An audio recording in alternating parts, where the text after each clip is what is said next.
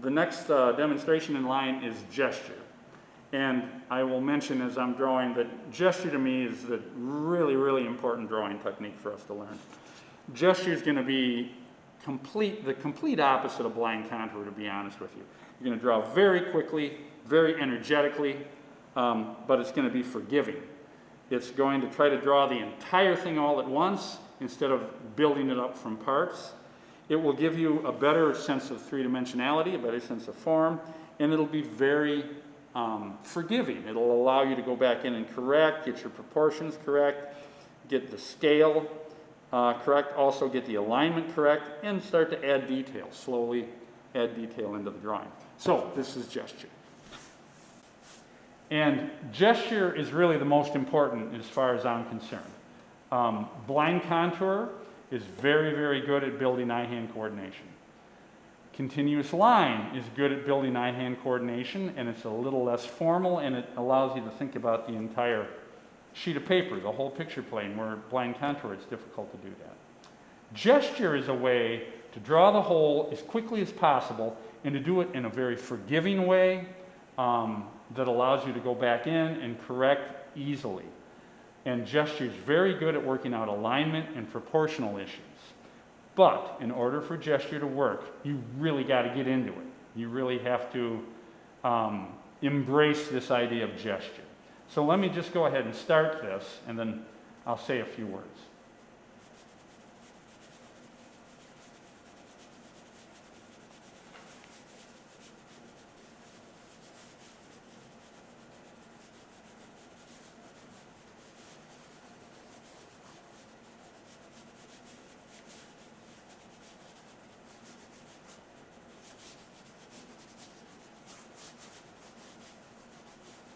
So as you're seeing, this is full arm gestures that you want to be doing. These are best done standing up, to be honest with you. If you have like a painting easel, that's the best way to do these. You don't want anything to slow you down. I'm using this thing called a Graphite Crayon, which is a really good tool to use because you don't have to sharpen it or worry about sharpening it. And what you can see I'm doing is I'm just blocking areas in. Okay, the eyes are somewhere in here. The nose is somewhere in here. Got that little philtrum that runs down to the lips. And I'm not worrying about a thing. I'm just diving into this. Look for interior forms. Think about where that cranium is as opposed to like the jaw of the skull. You know, if this was a real boy here instead of a mannequin. And just slowly build that up. And now that was a pretty good gesture. That's, maybe 30 seconds that I've been drawing. Gestures can stop there. In a lot of ways, this is really helpful because you take the subject and you draw it as quickly as possible.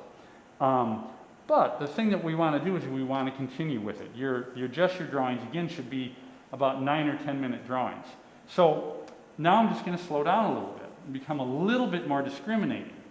But I'm not going to do something like jumping to contour. I'm just going to slowly start to build those forms up. So I'm not committing to anything yet. I'm going to kind of get an idea where those pupils are going to be. And I'm going to look a lot at shadows and try to build those up. You can draw little lines to make sure everything's aligned correctly.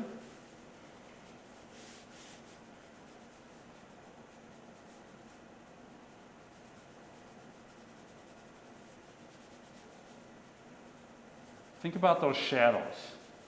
Because the shadows, and when you're doing this at home, if you're having someone model, maybe get a light and put a light on them, because that will really help.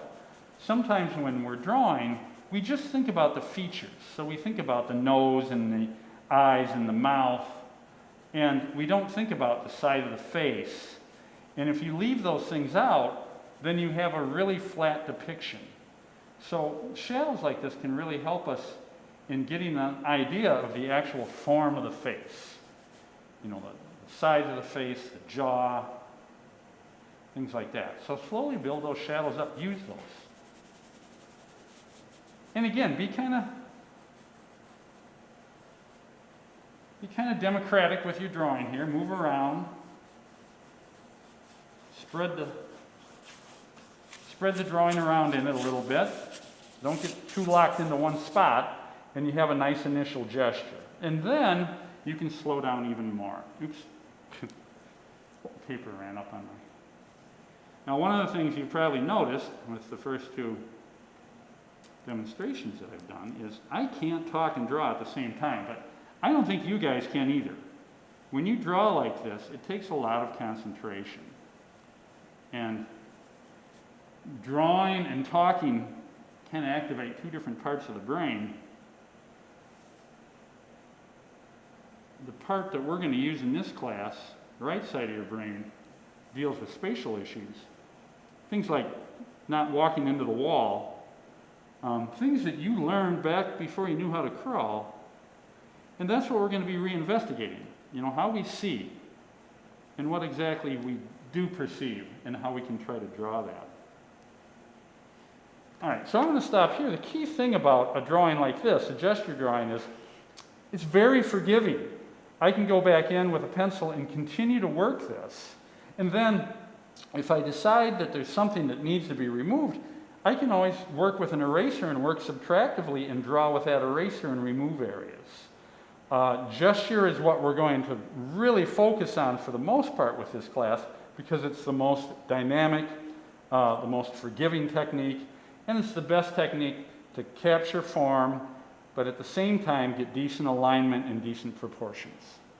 So this is gesture.